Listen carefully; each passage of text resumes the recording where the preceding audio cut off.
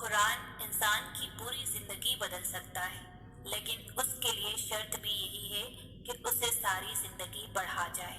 سالوں بعد، ہفتوں بعد یا پھر مہینوں بعد یا ایک دن پڑھ لینے سے زندگی اچانک سے نہیں بدل سکتی۔ آپ کو اسے روز پڑھنا ہوگا۔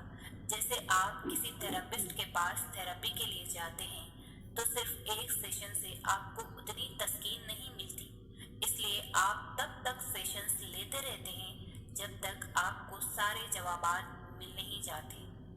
جب ایک انسان آپ کو مطمئن کر سکتا ہے تو پھر سوچیں اللہ کیا کچھ کر سکتا ہے۔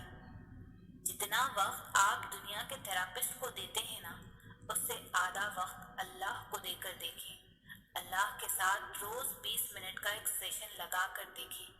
آپ کی زندگی خود بخود کیسے پلٹ جائے گی، آپ کو علم بھی نہیں ہوگا۔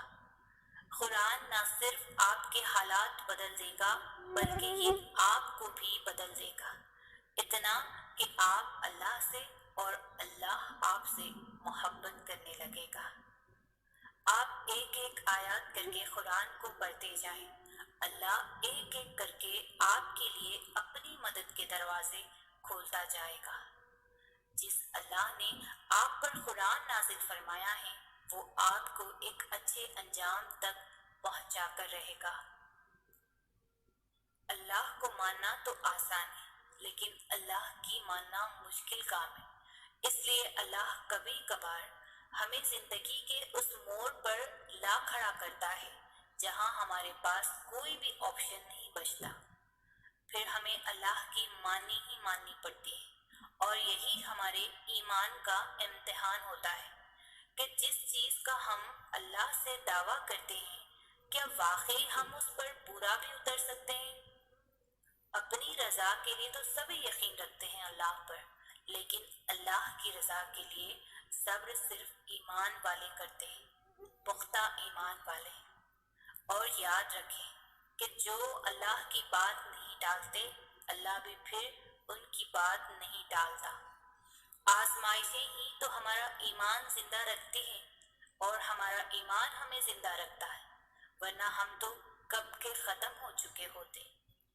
ہر محرومی آپ کا امتحان ہے، اور امتحان میں پاس وہی ہوتا ہے جو استاد کو راضی کرنے میں کامیاب ہو جاتا ہے۔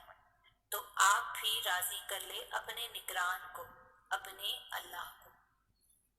اور آپ کیا گمان کرتے ہیں کہ یہ کہہ دینے سے چھوڑ دیے جائیں گے کہ میں ایمان لایا اور پھر آزمانا جائیں گے؟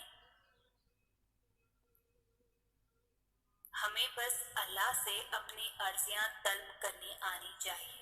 ہمیں اللہ سے اپنی بات منوانے کا سلیقہ آنا چاہیے۔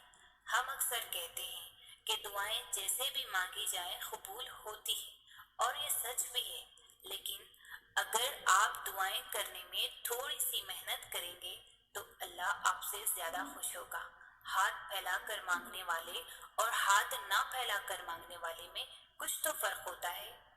آپ کا عمل ہی آپ کی شدت کو بیان کرتا ہے، اور جب آپ نماز پڑھ کر ہاتھوں کو اٹھا کر اللہ سے دعا مانگتے ہیں تو آپ یہ ظاہر کرتے ہیں کہ آپ نے اس رب کا اپنا بادشاہ مان لیا ہے اور اپنی ہار تسلیم کر لی ہے۔ ظاہر ہے کہ کسی بھی ایرے غیرے کے آگے تھوڑی نہ ہاتھ پھیلائے جاتے ہیں، ہاتھ تو صرف اس کے سامنے پھیلائے جاتے ہیں جس پر مان ہوتا ہے۔